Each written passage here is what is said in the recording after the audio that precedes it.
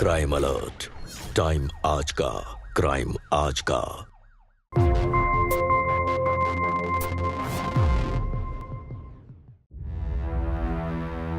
नमस्कार, मैं Sudha Chandran crime alert के आज के इस एपिसोड में आप सबका स्वागत करती हूं। आज के इस एपिसोड में मध्य प्रदेश के भोपाल शहर में घटित एक हैरत अंगेज घटना लेकर आई हूं। मैं आपको ये सारी बातें बताना नहीं चाहता था क्योंकि ये मेरे परिवार का मामला है, पर्सनल मैटर है। आज मैंने अपनी जिंदगी खत्म करने का फैसला किया है। ये बातें मैं आपको बता रहा हूं ताकि मेरे मरने के बाद लोग मुझे कायर न कहें।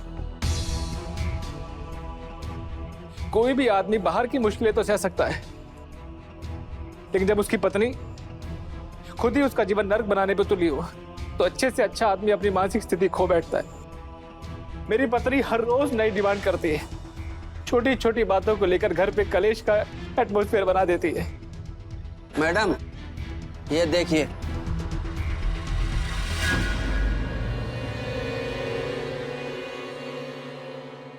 कहते हैं पति पत्नी का रिश्ता स्वर्ग में तय हो जाता है, जमीन पर इस रिश्ते को रस्मों और रिवाजों द्वारा स्थापित किया जाता है। दुनिया का ये खूबसूरत रिश्ता प्यार, समर्पण, विश्वास और उत्तरदायित्व जैसे महत्वपूर्ण स्तंभों पर टिका होता है। और अगर किसी एक स्तंभ को भी हम नजरअंदाज करेंगे ना, तो रिश्तों की नींव हिलने लगती है और कई बार टूटे हुए रिश्ते अपराध को जन्म देते हैं। अब सवाल ये उठता है कि ऐसे घरेलू आपराधिक मामलों में दोष किसका है, पति का या पत्नी का? अरे एटीएम मशीन समझ रखा है मुझे, जो अपने जुबान का एटीएम कार्ड घुसा दिया और मेरे जेब से पैसे छलकने लगे। अरे क्या है ये, जब देखो हर वक्त ऑर्डर छोड़ते रहता है। पिताजी 2 लाख रुपए चाहिए। अरे हर महीने तुम्हारे दुकान में घाटा कैसे होता है? पिछले महीने तो 1 लाख रुपए दिया था ना, क्या किया, कहाँ डकार दिए? पिताजी आपको बताया था दुकान में सामान भर दिया है, अभी नया 2 लाख का ऑर्डर दिया है, कल सामान आने वाला है, उसको पेमेंट करना जरूरी है, इसीलिए आपसे कह रहे हैं। देख बेटा सूरज, इससे पहले 70 बार बोल चुका हूँ, अब 71वीं बार दोहरा रहा हूँ। अरे जब मैं 32 साल का था तब मेरी शादी हुई थी, और जब तुम 5 साल के थे तब ये दुकान शुरू की थी, मैंने धंधा शुरू किया था। अब तुम 32 साल के हो गए हो, अभी भी अपने पैरों पे खड़े नहीं हो पाते। तुम तो बोल रही थी ना कि अपना सुपुत्र है, बुढ़ापे का सहारा है, और यहाँ तो उल्टी गंगा बह रही है। इस नौजवान को हमें पालना पड़ रहा है। एक तो बेटे को पैसे नहीं दे रहे हैं और ऊपर से बहू के सामने बेटे की इज्जत उतार रहे हैं। पर तो क्या उतारूं, आरती उतारूं इसकी? और तुम तो चुप रहना, बिल्कुल बीच में बोलना नहीं तो सारा गुस्सा तुम पर उतर आएगा। तुम्हारी जाने दो ना वाली आदत ने इसे निकलना कर रखा। मैं कहाँ कुछ बोल रही हूँ, आप ही बात का पतंगर बना रहे हैं। अरे 2 लाख रुपए दे दीजिए उसे। 2 लाख ही की बात है, मतलब टकसाल समझ रखा है मुझे? एक चवन्ने नहीं देने वाला इसे। इकलौता बेटा है हमारा और सब कुछ उसी का है। पैसे दे देंगे तो कुछ जाएगा नहीं आपका। रहने दो माँ, पत्थर पे सर रगड़ने का कोई फायदा नहीं है। एक फूटी कौड़ी नहीं चाहिए मुझे इनसे, रहने दीजिए।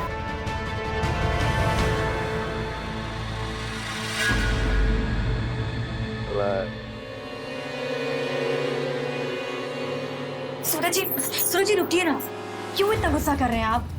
वर्षा जी क्या करूं, उनके घर में रुक के मैं 2 लाख मांग लिया, ऐसा लग रहा है कि बहुत बड़ा गुनाह कर दिया मैंने, फांसी पे लटका देंगे मुझे। माँ बाप की बात का इतना क्या बुरा मानना।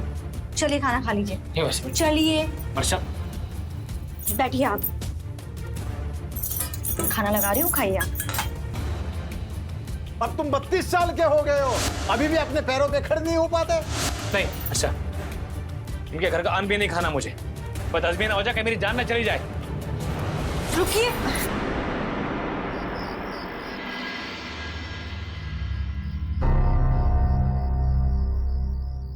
आप यहाँ चुपचाप अकेले क्यों खड़े हैं? मैं कब से आपको आवाज दे रही हूँ। चलिए खाना खा लीजिए, आइए। शाम मैंने मना किया ना तुम्हें, मैं इस घर में खाना नहीं खाऊंगा बस। इतनी भी क्या नाराजगी? देखिए मेरे पास एक रास्ता है जिससे सबकी प्रॉब्लम सॉल्व हो जाएगी।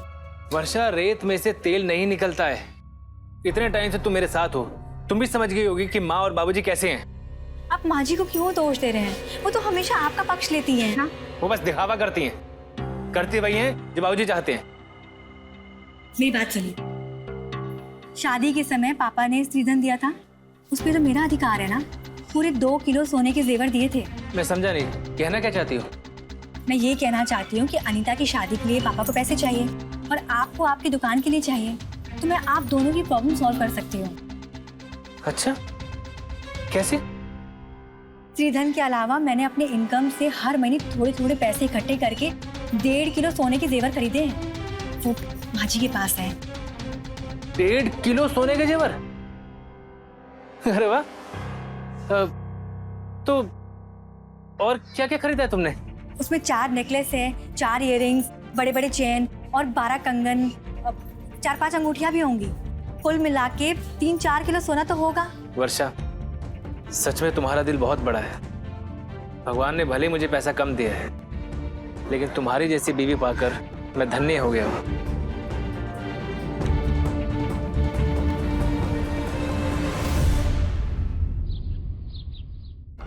अरे कोई स्त्रीधन पुरुष धन नहीं होता, सोना सोना होता है। सोने का कोई जेंडर नहीं होता। और जिस चिंदी पर स्त्रीधन के लिए तुम लोग इतना बेचैन हो रहे हो, उस चिंदी पर सोने को बैंक में रखने का हर महीने का खर्चा आता है हमको। इस जमीन में गाड़ के नहीं रखे सोना को। बाबूजी, मेरे पापा ने चिंदी पर सोना नहीं दिया था, पूरे 2 किलो सोने का गहना दिया था। मुझे वो पूरा गहना चाहिए। इसके अलावा मैं आप लोगों से कुछ नहीं मांग रही हूँ। पर कुछ कैसे नहीं, बहुत कुछ तो बोल गए तुम। बेटा तो बेटा, अब तो बहू भी हिसाब मांग रही है हमसे।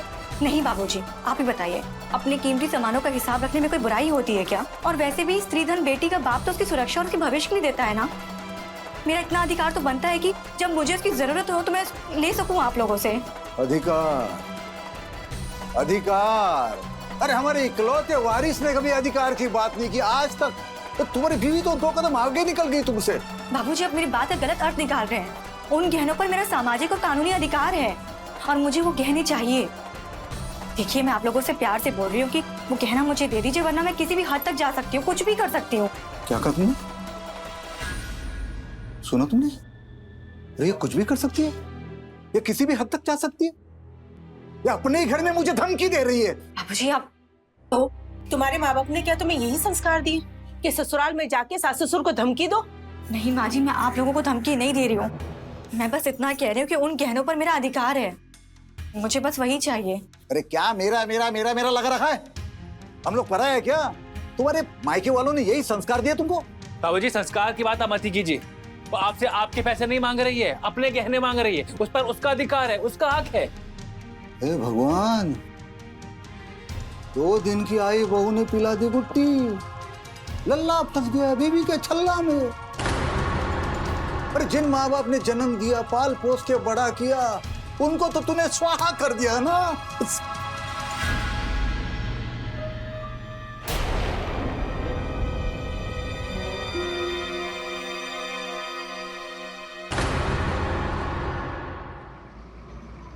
लक्ष्मी, ये वर्षा का बाप जो है वो पैसों के मामले में बड़ा फिसदी है।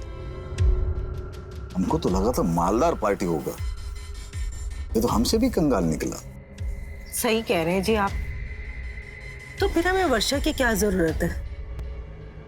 बिल्कुल। तो फिर हम उसके साथ भी वही करते हैं जो हमने सूरज की पहली पत्नी के साथ किया था।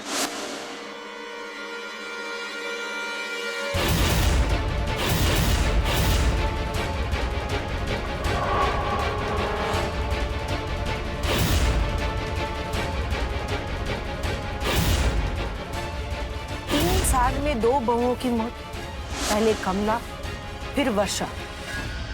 कई लोगों को हम पर शक ना हो जाए। और फिर सूरज।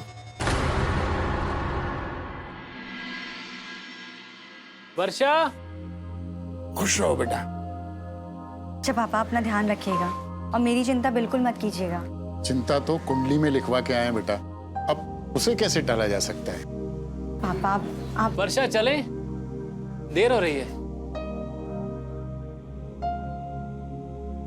सूरज बाबू बहुत कम समय के लिए आए, बिल्कुल भी अच्छा नहीं लग रहा है। 1 कप चाय भी साथ में बैठकर नहीं पिए।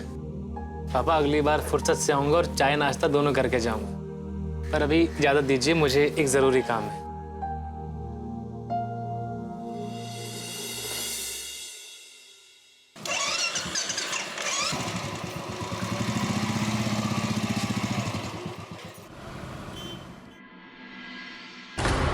बाबूजी, माँ, बापूजी, बापूजी, माँ, क्या हो गया? बापूजी, अब ठीक है? बाजी ये सब क्या हो गया? सब कुछ खत्म हो गया। उन लोगों ने हमें बहुत मारा और सब कुछ लूट कर ले गए। बेटा बेटा शायद उन्हें भनक पड़ गई थी कि हमने बैंक से गहने लाए हैं घर पे। समझ में नहीं आ रहा बहू, तुम्हें क्या जवाब दूं मैं? हमें तो पता नहीं किसने किया। हम तो बहू के गहने बैंक से लाए, हमने वो अलमारी में रखे, एकदम सुरक्षित रखे थे। वो बहुत मारा रे, बहुत मारा है।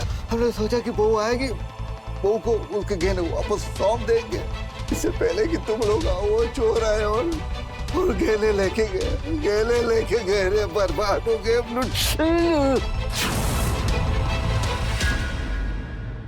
चोर?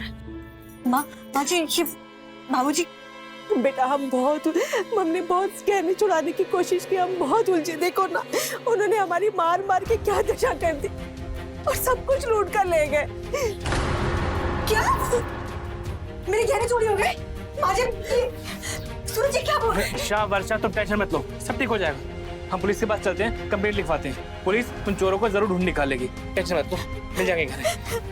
बाबूजी, माँ, हम अस्पताल चलते हैं पहले। नहीं बेटा, पहले तो पुलिस स्टेशन जा। ठीक है, पहले पुलिस के पास जाते हैं, कंप्लेंट लिखवाते हैं, फिर वहां से अस्पताल चलेंगे, ठीक है? वर्षा, तुम टेंशन मत लो, सब ठीक हो जाएगा, मिल जाएंगे गहने, पुलिस ढूंढ निकालेगी। आइए आइए बाबूजी, आइए, उठिए, आराम से आराम से। भगवान, क्या हालत कर दी मेरी।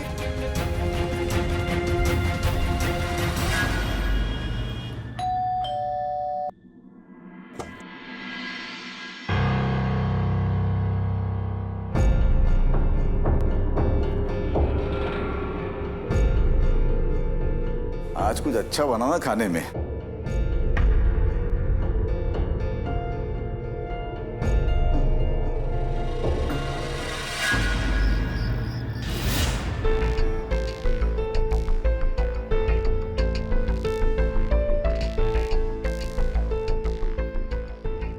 वर्षा, क्या सोच रही हो?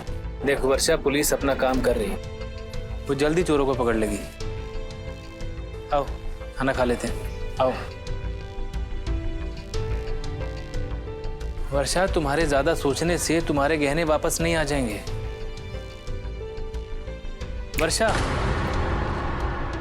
क्या हुआ? क्या सोच रही हो तुम? नहीं, कुछ भी नहीं। देखो, तुम कुछ तो सोच रही हो, सच बताओ क्या बात है? नहीं सूरज जी, मैं कुछ नहीं सोच रही हूँ, छोड़िए ये सब, चलिए। ऐसे कैसे छोड़ो वर्षा? देखो, पति और पत्नी के बीच में कुछ भी सीक्रेट नहीं होना चाहिए। चलो बताओ क्या बात है? सूरज जी, आप बुरा तो नहीं मानेंगे ना? हो सकता है कि मैं गलत हूँ, लेकिन मुझे लगता है कि वो गहने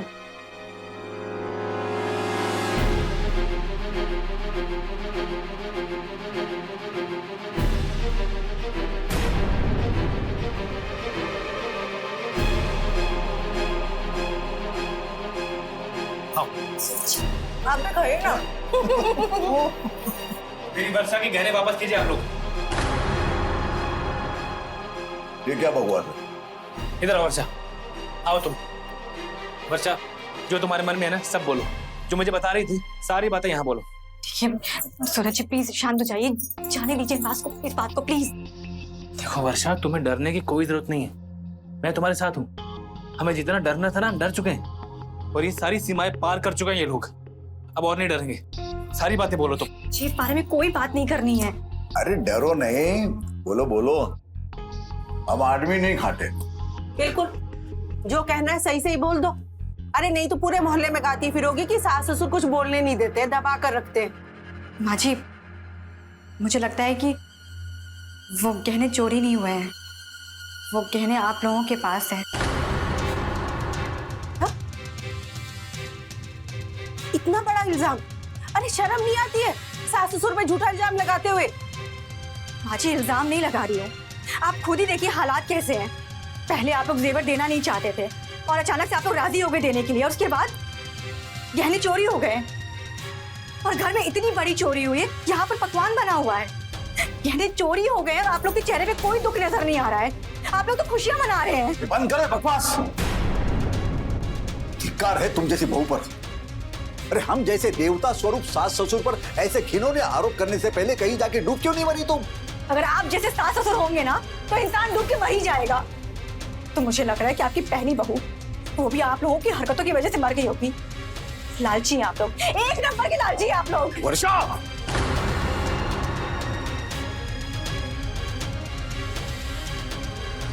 पापा बहुत हो चुका था, अपना अपमान तो मैं सह सकता हूँ, लेकिन कोई वर्षा का अपमान करे, उसके बारे में बुरा भला कहे, ये मैं नहीं सुन सकता।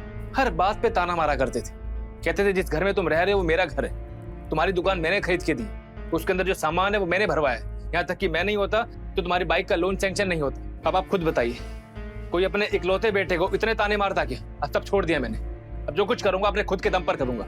अब मेरे अकाउंट में कुछ पैसे रखे हैं, मैं और वर्षा किसी किराए के घर में शिफ्ट हो जाएंगे।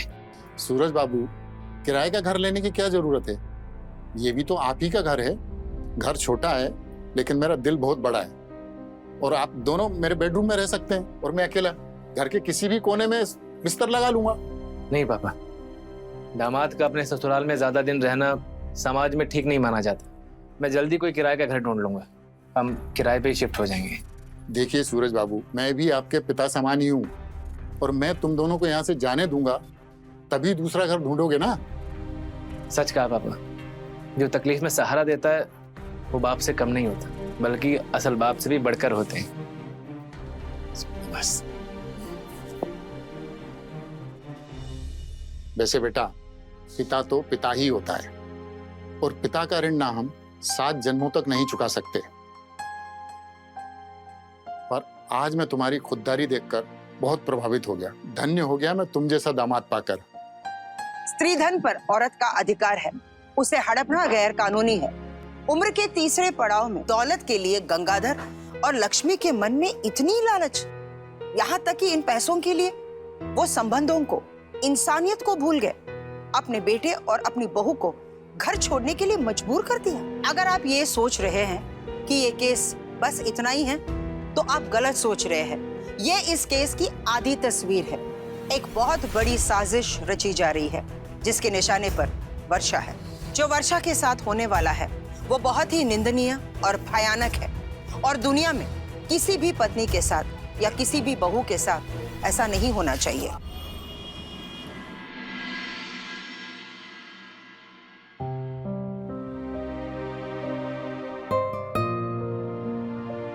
The number you are calling is currently switched off. The number you are calling.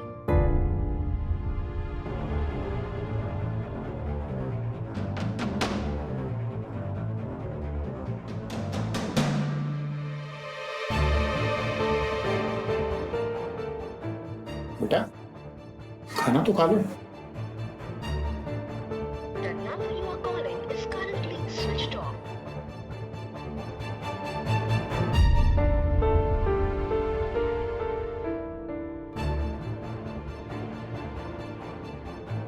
Phone क्यों ऑफ जा रहा है?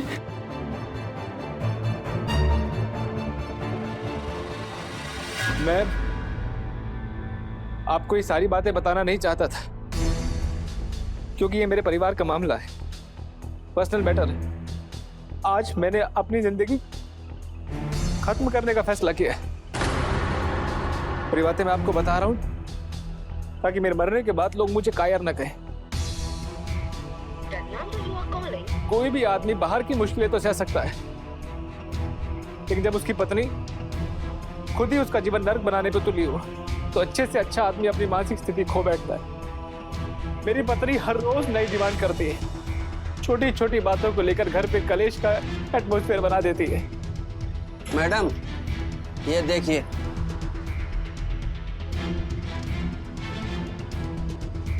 मैं उसके बारे में आपको आगे बताऊंगा, लेकिन उससे पहले मैं आपको उसकी आवाज सुनाना चाहता हूं। आप सब सुनिएगा। 4 नेकलेस, 4 जोड़ी इयररिंग्स, 2 बड़े बड़े चेन, 5 से 6 अंगूठी और 12 कंगन, सब मिला के 3-4 किलो सोना, पूरा 2 किलो सोना चाहिए मुझे। गहनों पर मेरा सामाजिक और कानूनी अधिकार है और वो मुझे मिलना चाहिए, नहीं तो मैं किसी भी हद तक जा सकती हूँ, कुछ भी कर सकती हूँ। सुना आपने, मेरी बीवी हर रोज ऐसी नई नई डिमांड करती है। मैं हर तरह से अपनी पूरी शक्ति लगा देता हूँ ताकि उसे किसी भी चीज की कमी ना हो। मेरी मानसिक स्थिति, मेरी आर्थिक स्थिति से उसको कुछ भी लेना देना नहीं है, बस उसकी हर हाल में डिमांड पूरी होनी चाहिए। मैंने उसके लिए अपने माँ बाप को छोड़ दिया, अपना घर छोड़ दिया। मेरी बीवी मुझे इंसान समझती नहीं है, जानवर से भी बदतर सुलूक करती है वो मेरे साथ। उसने मेरे माँ बाप पर चोरी का झूठा इल्जाम लगाया है। जिन्होंने मुझे जन्म दिया उसने मुझे उनसे ही अलग कर दिया। मेरा घर, परिवार, मेरे माँ बाप सब मुझसे छीन लिए, कंगाल कर दिया मुझे। मैं अब और सहन नहीं कर सकता हूँ। मैं आईने में अपने आप से आंख नहीं मिला पाता हूँ। मुझे बस अपनी बीवी के अत्याचारों से मुक्ति चाहिए। मैं जी नहीं सकता हूँ, इसलिए आज मैं अपनी जान देने जा रहा हूँ। मैं अपनी जान देने जा रहा हूँ।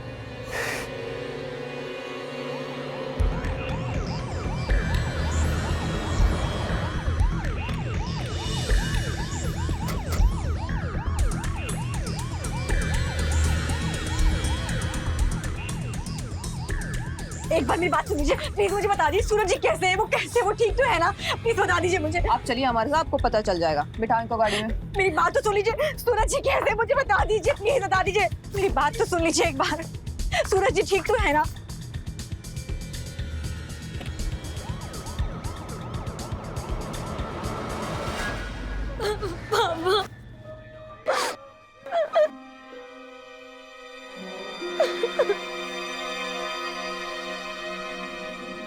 हेलो,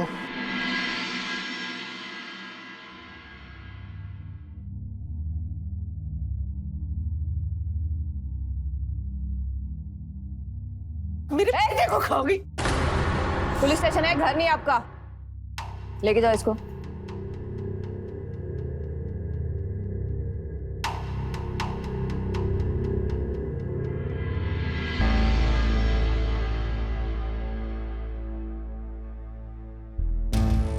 बोल।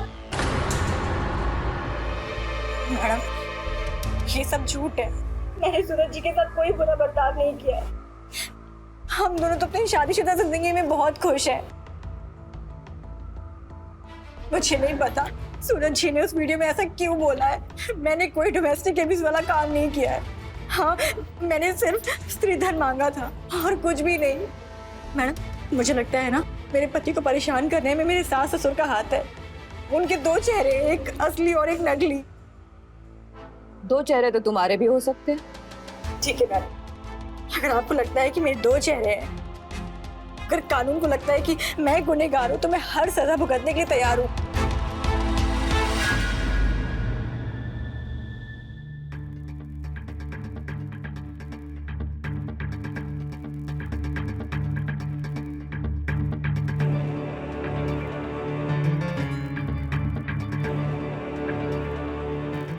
कोर्ट के आदेश के मुताबिक तुम अपने पति और सास ससुर के आसपास भी मत दिखना, समझी?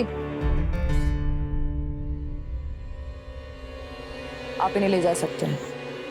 Thank you.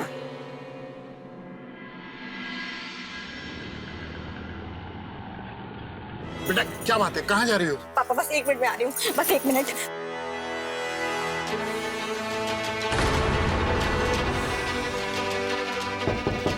सूरज जी दरवाजा खोलिए। बेटा ये तुम ठीक नहीं कर रही हो, वापस आ जाओ। इंस्पेक्टर साहिबा ने तुम्हें मना किया है ना। बाबूजी, बाबूजी दरवाजा खोलिए। बाबूजी। बेटा वापस चलो बेटा। पापा पापा प्लीज एक बार सूरज जी से बात करने दीजिए, बस एक बार। पापा प्लीज सूरज जी दरवाजा खोलिए। वापस चलो। बस एक बार सूरज जी। सूरज जी एक बार बात करें, एक बार बात करने दीजिए। नहीं बेटा सूरज चलो। जी। इस बार तो मैं छोड़ रही हूँ, लेकिन अगली बार ऐसी गलती की ना तो सीधा लॉकअप में डाल दूंगी और फिर कोर्ट भी तुम्हारे जमानत की अर्जी खारिज कर सकता है। मैडम बस एक बार मैं अपने पति को देखना चाहती हूँ, उनसे मिलना चाहती हूँ। वो ठीक है कि नहीं, बस यही देखना है मुझे। और मैडम उन्होंने मेरे बारे में ऐसा क्यों कहा, बस ये जानना चाहती हूँ। बस पापा आप बोलिए ना। एक बात याद रखना, जरा सी चूक और तुम्हारे टाइप के केसेस उल्टे पड़ सकते हैं। So just be careful. Now go. Madam एक बात, चलो बेटा, बेटा चलो।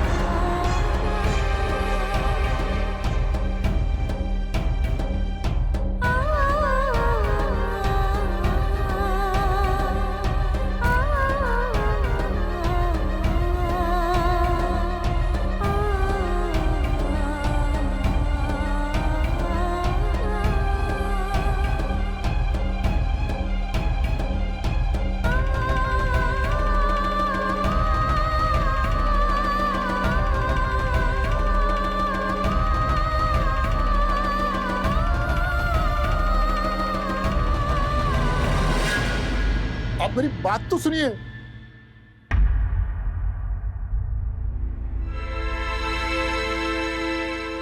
पापा, पापा क्या हो गया आपको? आप रो क्यों रहे हो? किसका फोन था? तेरे होने वाले ससुर का। तो ऐसा क्या कह दिया उन्होंने? शादी तोड़ दी है।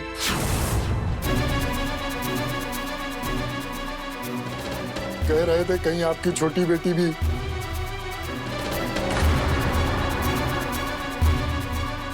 बड़ी बेटी की तरह ना हो, और मजबूरी में उनके बेटे को सुसाइड ना करना पड़े, इसीलिए रिश्ता नहीं करना है। अच्छा हुआ उन्होंने शादी तोड़ दी।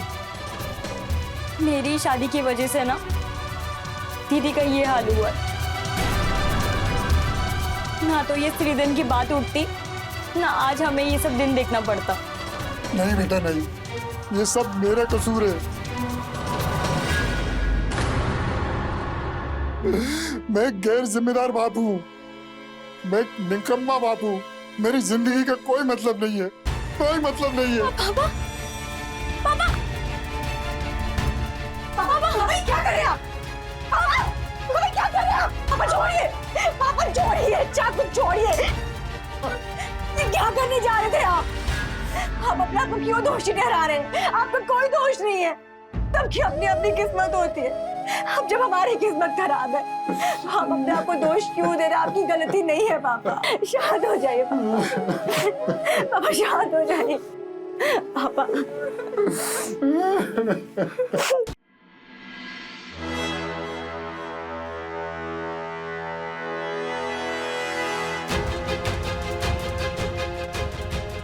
देखिए दुकान बंद थी इसलिए आपका काम नहीं हो पाया। थोड़ा टाइम दीजिए, आपका काम मैं कर दूंगा, आपका फोन ठीक हो जाएगा। अभी ये मत चलेगा। सूरज जी, तुम ये क्या कर रही हो? देखो जाओ यहाँ से, तुम जाओ। देखो बाबूजी को मालूम पड़ गया ना, वो पुलिस को फोन करेंगे। तो मैं नहीं चाहता हूँ कि तुम जेल जाओ। जाओ यहाँ से। बस एक बार मेरी बात सुन लीजिए। आप मुझे इतना बता दीजिए, आपने जो वीडियो बनाई थी वो क्यों बनाई थी? क्यों बोला आपने ऐसा? और डिवोर्स पेपर क्यों भेजा आपने? मैं जानती हूँ कि माँ जी और बाबूजी ने आपको मजबूर किया है ना। सच बोलिए, है ना? वर्षा, मुझे तुम्हारे किसी भी सवाल का जवाब नहीं देना है। जाओ यहाँ से। मैं अकेला ही ठीक हूँ। बीवी के नाम से नफरत हो गई है मुझे। समझ गया हूँ मैं, शादी का मतलब बर्बादी होता है। हटो तुम। मेरी बात तो सुन लीजिए।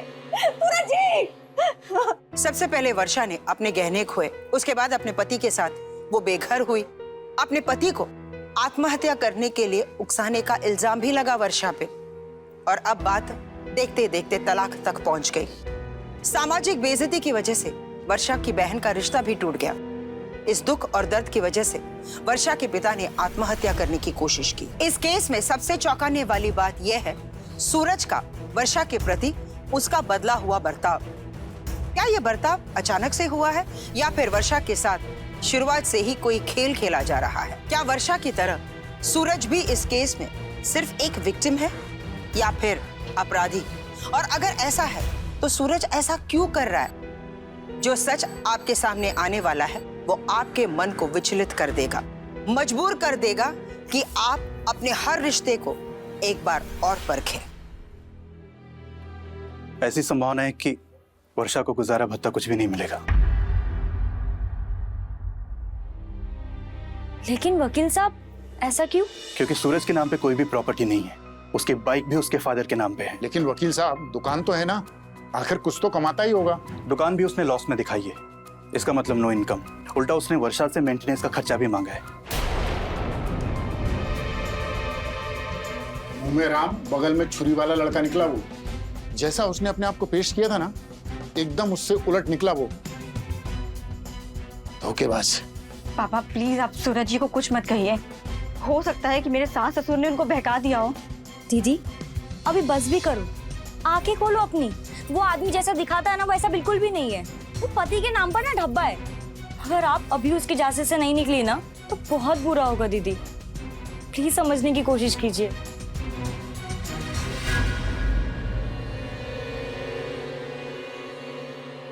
देखिए 3-4 दिन के लिए काम से छुट्टी ली है मैंने। आपको जो नंबर दिया है ना, आप उस पर बात कर लीजिए। Thank you.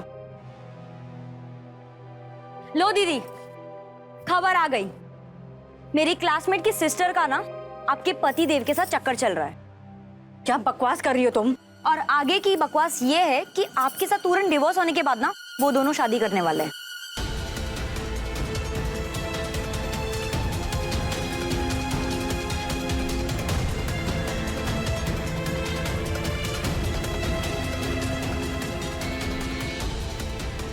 बेटी, अब तो तुम्हें समझ में आ गया होगा ना कि कितना बड़ा धूर्त है वो सूरज।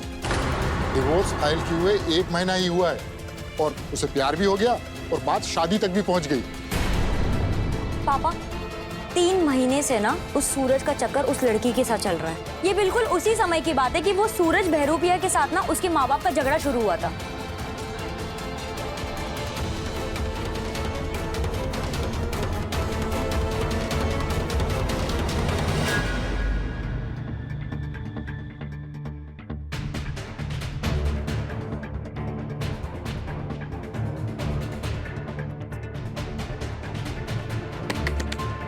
यस मैडम, मुझे आपसे कुछ बताना है। बैठिए।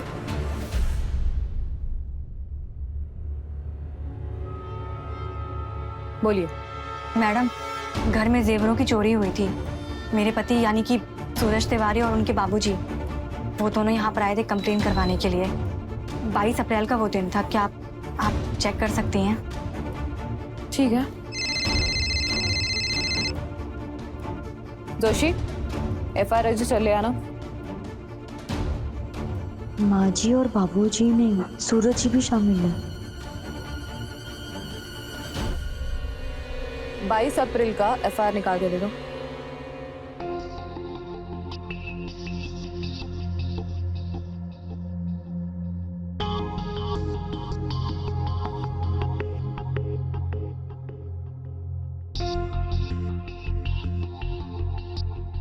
ऐसे तो कोई कंप्लेंट दर्ज नहीं है। इसका मतलब सूरज ने झूठ बोला तुमसे।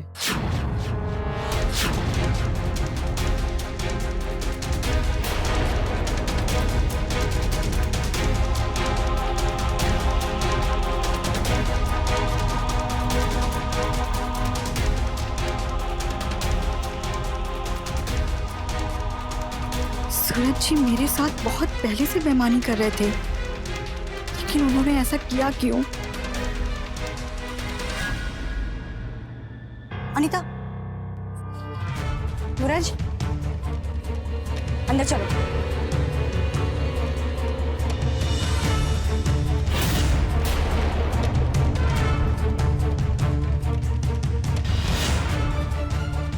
अच्छा, तो तुम हो जिसकी वजह से ये रास्ता भटक गए हैं। निकलो यहाँ से, ये जगह खाली नहीं है। अरे तुम हो कौन मुझे ऑर्डर्स देने वाली? वर्षा, सूरज की पत्नी। अच्छा, तो तुम हो वो वर्षा जिसने मेरे सूरज को इतना टॉर्चर किया है। तुम्हारी हिम्मत कैसे हुई हम दोनों के बीच में आने की? हाँ, तुम्हें पता है ना डिवोर्स का नोटिस जा चुका है। डिवोर्स पेपर साइन नहीं हुए अभी। मैं अभी भी सूरज की पत्नी हूँ। निकलो यहाँ से, निकलो यहाँ से। तुम निकलो यहाँ से, ठीक है ना? मेरे सूरज के आसपास पटकना भी मत, समझी? देखो मैं तुम्हें अच्छे से समझा रही हूँ, बहुत पछताओगी तुम। मैं पछताने वाले काम नहीं करती, तुम ना अपने बारे में सोचो। वर्षा निकलो। मुझे समझ में नहीं आ रहा है क्या? निकलो यहाँ से, निकलो यहाँ से। छोड़ो तुम, किसके मुंह लग रही हो? इस लायक नहीं है। आओ चलते हैं हम, चलो। सूरज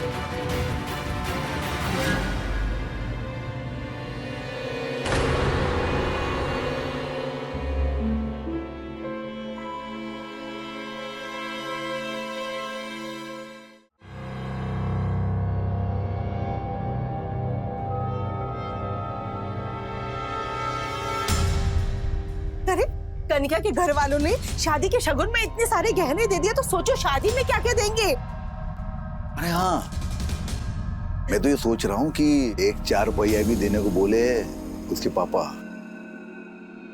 इतने रईस है, हो सकता है एक SUV दे दे। शांति से शादी संपन्न होगी तब ना। तू ऐसा क्यों बोल रहा है? अरे एक बार तलाक हो जाने दे, फिर देख मैं तेरी शादी धूमधाम से कराऊंगी। हाँ, तलाक और शादी के बीच वो अपशगुन जो बैठी हुई है। कौन? अरे आपकी दूसरी बहू वर्षा, जब देखो पता नहीं कहां से प्रकट हो जाती है। एक बार तो कनिका से बहस भी कर चुकी है वो। ये तो खतरे वाली बात है। वही तो, कनिका मुझ पर आंख बंद करके विश्वास करती है। उसे तो मैं संभाल लूंगा, लेकिन उसका बाप ना बहुत पहुंचा हुआ खिलाड़ी है वो। कनिका के जिद के कारण नहीं वो हमारे साथ रिश्ता करने के लिए तैयार हुआ है। अगर उसे मेरे और वर्षा की सच्चाई के बारे में मालूम पड़ गया ना, मुझे डर है कहीं पीछे ना हट जाए वो। इसीलिए मैं कहता था कि दुश्मन को सिर्फ जख्मी करके नहीं छोड़ना चाहिए, अरे काम तमाम कर दो उसका।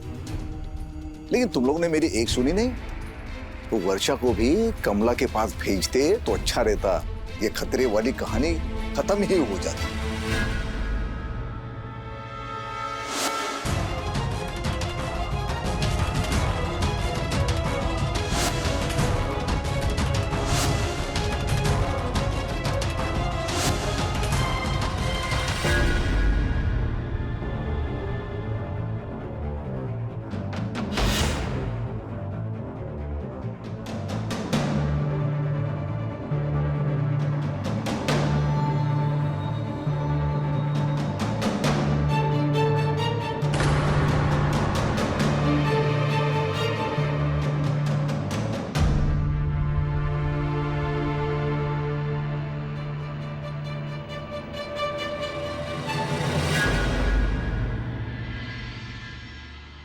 जी मैडम जी, वर्षा जी के फोटो में जो गहने दिख रहे हैं वो गहने मेरे पास भी आए थे, उसे पिघलाकर नई डिजाइन के गहने बनाने के लिए। कौन सी तारीख को? तारीख 25 अप्रैल थी मैडम जी। उस दिन की CCTV फुटेज लाए आप? वही तो नहीं मिल सकता मैडम जी, क्योंकि 1 महीने बाद की पुरानी फुटेज हम लोग डिलीट कर देते हैं। ऐसे तो बगैर वेरिफिकेशन के किसी के नाम पे केस कैसे दर्ज होगा? मैडम बिल है ना मैडम जी?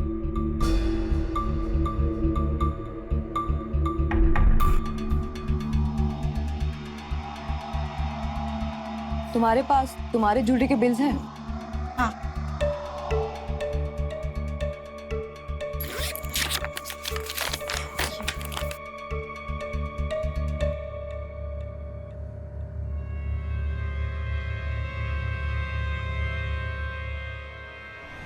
अरे सुनिए ना मैडम, ओ मैडम जी, आप बताइए ना क्या पूछताछ करनी है हम लोगों से। अब और सवाल नहीं, जब इंक्वायरी होगी तब पता चल जाएगा। बैठो गाड़ी में। अरे भाई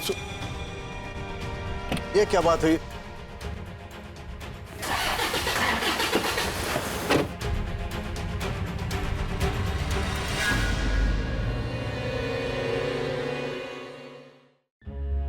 तुम लोगों ने वर्षा के जो गहने हड़पे हैं, सारा सबूत है हमारे पास। तो बेहतर होगा सिर्फ सच बोलना। कैसे आजम किए उसके गहने? जी, हमने दीपक शराफ को सारे गहने पिघलाकर नए गहने बनाने के लिए कहा था।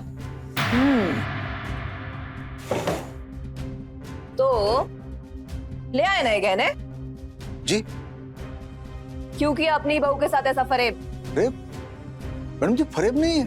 देखिए दरअसल बात यह है कि वर्षा के सारे गहने हमारे पास एकदम सुरक्षित थे, लेकिन वर्षा अपनी छोटी बहन की शादी के लिए सारे गहने देना चाहती थी।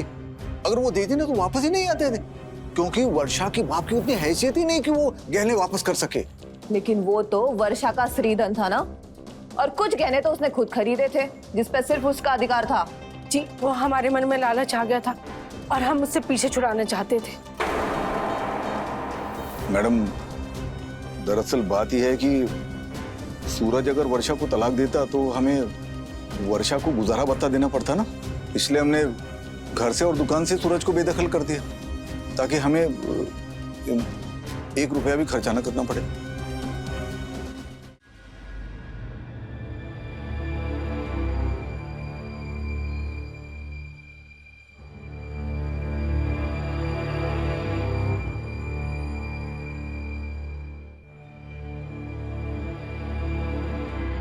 क्या है?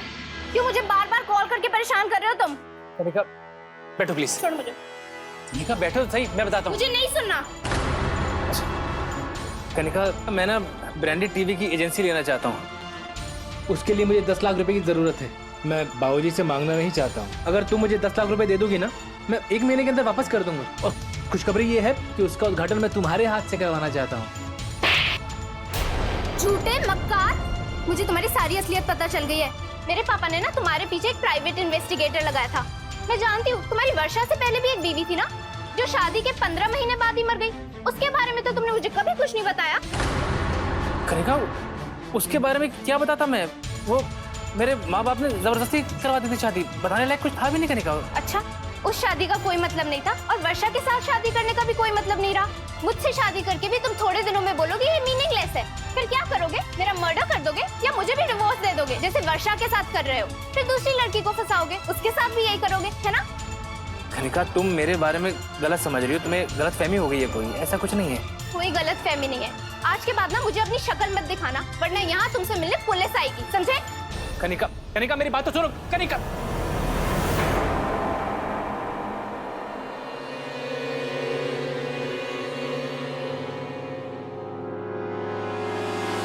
अनीता, देखो दरवाजे पे कौन आया है। तुम यहाँ अंदर कहाँ जा रहे हो? जाने दे मुझे। नहीं, मैं नहीं जाने दूंगी। हट रास्ते से। चल। ये क्या कर रहे हो तुम? क्यों मारा अनीता को? मुझे तो बस थप्पड़ मारा है। तुझे तो जान से मार दूंगा मैं। तेरी वजह से कनिका मुझसे दूर हो गई है। मेरे माँ बाप मुसीबत में आ गए। मेरी पूरी जिंदगी नरक बना दी तूने, और तू यहाँ आराम से चैन से बैठी है। देखो सूरज, तुम जो कर रहे हो बहुत गलत कर रहे हो। तुझे तो नहीं छोड़ा मैंने। छोड़ो मुझे।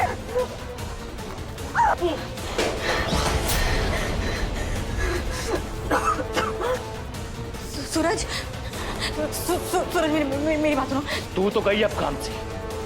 पति के हाथ से मरेगी ना तो सीधा स्वर्ग जाएगी तू।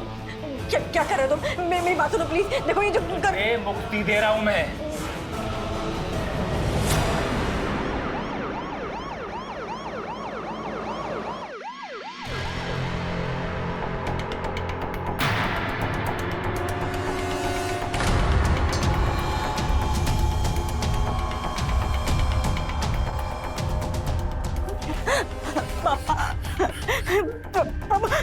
ये सब कैसे हो गया बेटी? पापा, सूरज ने मुझे मारने की कोशिश की। चलो ना तुझे।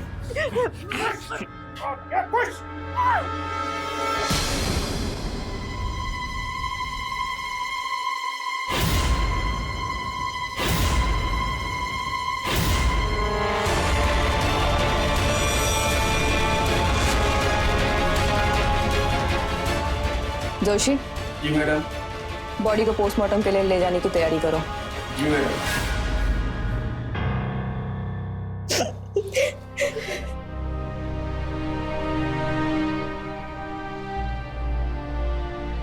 तुम्हें हमारे साथ पुलिस स्टेशन चलना होगा।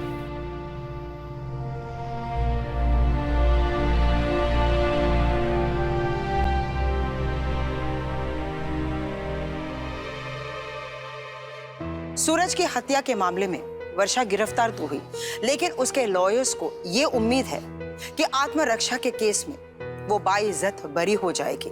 वहीं दूसरी तरफ ये उम्मीद भी है कि लक्ष्मी और गंगाधर को आजीवन कारावास मिलेगा। शादी ब्याह के रिश्ते में जुड़ने से पहले बेहद जरूरी है कि दोनों पक्ष एक दूसरे को अच्छे से परख ले। कहीं जाने अनजाने में आप अपनी बेटी को अंधी खाई के सुपुर्द तो नहीं कर रहे हैं, या फिर दुल्हन के जोड़े में एक खूबसूरत जहर को घर तो नहीं ला रहे हैं। अपराधी हमेशा मुखौटे लगाकर ही घूमता है। इसीलिए अपराध से बचना है तो अपनी नजर खुली रखिए, किसी के दिखावे में मत आइए, सच जाने बगैर कोई फैसला मत लीजिए। क्राइम अलर्ट, डरना नहीं, मिटाना है। जय हिंद।